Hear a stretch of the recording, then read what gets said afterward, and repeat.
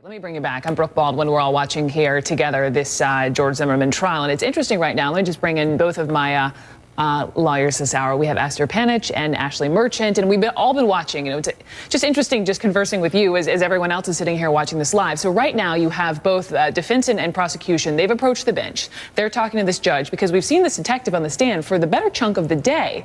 So here she is. She's testifying. She was crossed. She was redirected.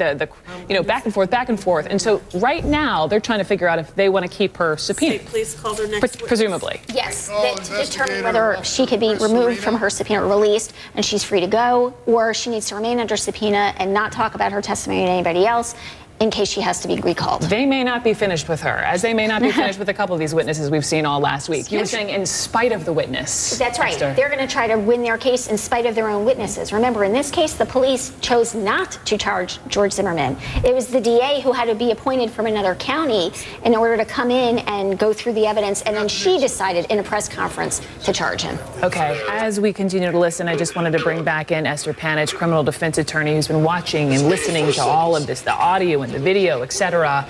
You know, Ryan Smith sitting here a moment ago saying that this is helping the defense because here he is very willing to speak, very willing to bring the cops back to the crime scene, is seemingly compliant. Do you agree? I do. I absolutely do. And I do not think, as Ashley said before, I do not think they need to put him on at this point with the evidence that's been brought up. You've already seen a human side of George Zimmerman. And one thing that I was especially taken with was when he commented on the cross that the police officer was wearing.